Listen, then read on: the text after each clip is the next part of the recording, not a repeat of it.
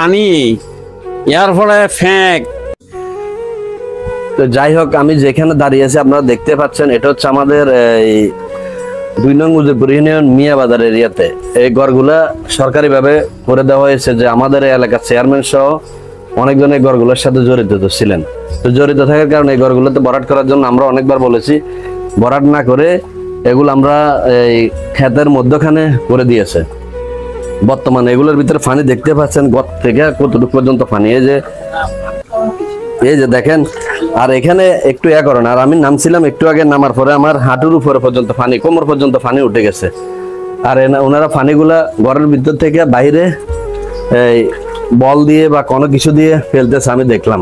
আসলে অনেক কষ্টকর জীবনযাপন করতেছে। সরকারিভাবে যে ঘরগুলো করে দিয়েছে, এটি যা বরাদ্দ ছিল তার এই 10% যদি করা হতো, তাহলে ঘরগুলোর মধ্যে একটু ভরাট করে যদি ঘরগুলো করতো, তাহলে আরো সুন্দর হতো, পানি হতো না, বন্যা কবলিত অবস্থায় পড়তো না।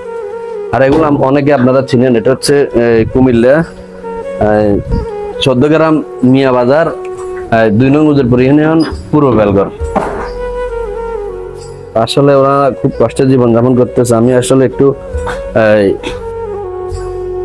ওনারা অনেকে চলে গেছেন, কেউ নেই, কারণ অনেকের অন্য জায়গায় ছোটখাটো হয়তো বাসস্থান আছে বা আত্মীয়স্বজনের বাড়িতে চলে গেছেন। আর যাদের নেই তারা এখানে রয়ে গেছেন। কি করবো, এখানে না থেকে তো উপায় নেই, কারণ অনেকের দেয়া গেছে অন্য জায়গায় কোনো থাকার মতো ব্যবস্থা নেই। আর যাদের ব্যবস্থা রয়েছে হয়তো আত্মীয়স্বজন, ওনাদের কাছে চলে গেছে। এই যে দেখতে পাচ্ছেন পানি কতটুকু, আসলে খুবই দুর্ভাগ্য। এই যে দেখতে পাচ্ছেন এই ঘর থেকে কতটুকু, এগুলো হচ্ছে ঘুরে আনবেন, এই ঘর থেকে কতটুকু নিচে আমি দেখতে পাচ্ছেন প্রায় কোমর পর্যন্ত পানিগুলো উঠে এসেছে। আসলে ওনারা চলাচল করতে, আসা যাওয়া করতে ওনার জন্য অনেক কষ্ট করে দাঁড়িয়েছে। আর দেখতে পাচ্ছেন আপনারা এই ঘরগুলো যখন করা হয়, আমরা আসলে অনেকবার বলেছিলাম এগুলো ভরাট করার জন্য, তাই এখানে কোনো ভরাট না করে ঘরগুলো আমরা ক্ষেতের মধ্যখানে করে দিয়েছে। তো আসলে এভাবে মানুষের জীবনযাপন করাটা খুবই কষ্ট করে দাঁড়িয়েছে। এখানে যতগুলো ফ্যামিলি রয়েছে, অনেকে দেখা গেছে কোনো না কোনো জায়গায় নিয়ে অবস্থান নিয়েছে। কি করবে, পানির ভিতরে থাকা সম্ভব না, আসা যাওয়া অনেক কষ্ট করে দাঁড়িয়ে যাচ্ছে।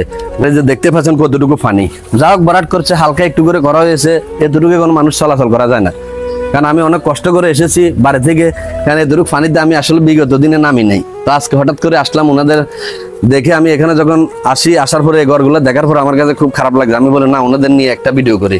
তো যার কারণে চলে আসলাম। আপনারা যারা দেখবেন, কারণ আমাদের 14 গ্রামে অনেক বিজ্ঞ ব্যক্তি রয়েছেন, এবং কি বর্তমানে যে উপদেষ্টা রয়েছেন, ওনার চোখ পর্যন্ত পরে এই ভিডিওটা সে পর্যন্ত শেয়ার করে দিবেন আপনারা। কারণ ওনারা দেখলে হয়তো ওনাদের জন্য সহযোগিতার হাত বাড়িয়ে দিবে, এবং কি এই রাস্তার ব্যবস্থা করে দেবে। এবং যে পানি, বর্তমানে সব দিকে পানি বন্ধ, পানি যাওয়ার মতো রাস্তা নেই, কারণ সবাই কেউ কালভার্ট আছে বন্ধ করে দিয়েছে, যার কারণে পানি না যাওয়ার কারণে এই পর্যন্ত পানিগুলো উঠে এসেছে। তো আমি আপনাদেরকে দেখানোর চেষ্টা করতেছি কিভাবে পুরা ঘরগুলো করা হয়েছে। ওই এই সাইডটাতে, উত্তর সাইডটাতে একটু মাটি ভরাট করার কারণে ওইদিকে একটু কম, এই সাইডটাতে একটু বেশি, কারণ পানি এখন যে জলাবদ্ধতা রয়েছে, কারণ যাওয়ার মতো কোনো লাইন নেই, যার কারণে এই পরিস্থিতি হয়েছে। তো যাক, এখানে যিনি রয়েছেন একজন মুরব্বীর সাথে আমি কথা বলবো, ওনারা কি কষ্টে আছেন সেই সম্পর্কে ওনার সাথে একটু কথা বলে বিস্তারিত আপনাদেরকে জানিয়ে দেওয়ার চেষ্টা করবো। তো মুরব্বী বলেন। আসসালামু আলাইকুম। আমরা খুব কষ্টে আছি, পানি তো পানি, ইয়ার ফলে ফ্যাক। দুদিন কাল হইলে হইলে ফ্যাক, পানি গেলে গিয়ে ফ্যাক, এক কাঁডু গাড়ায়। আমরা খুব কষ্টের ভিতরে আছি, রাস্তা নাই, রাস্তাটা করে দিব কইছে, কই রাস্তারও কোনো খোঁজ খবর নাই।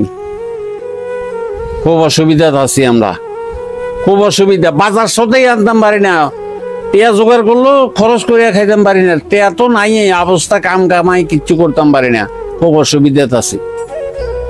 যাক, আমি মুরব্বীর সাথে কথা বললাম, মুরব্বীরা কত কষ্ট আছে, জলাবদ্ধতার কারণে রাস্তাঘাট নেই, যার কারণে ওদের চলাফেরা করতে খুবই কষ্ট হয়। আপনারা যারা উপর মহলে রয়েছেন আমাদের 14 গ্রাম এলাকায়, তো আপনারা দয়া করে এগুলো দেখবেন, তাদের একটা রাস্তার ব্যবস্থা করে দিবেন, যে কোনো মূল্যে হোক, তারপরে চলাচল করতে ওনার জন্য ভালো। বা যে জলাবদ্ধতা সৃষ্টি হয়েছে সেটা যেন দূর করা যায়, সেই চেষ্টাটাই আপনারা করবেন। কারণ আপনারা না করলে ওনাদের ভবিষ্যতে থাকাটা খুবই কষ্ট হয়ে যাবে। আজকে অবস্থা হচ্ছে এই ভবিষ্যতে হবে না এমন কোনো ইয়া নেই, বর্ষা যে কোনো মতো হতে পারে, কারণ বিপদ সবসময় থাকতে পারে। টাকা পয়সা থাকলেও ওনারা বাজার সাথে করার মতো ওনাদের এই পরিস্থিতি নেই।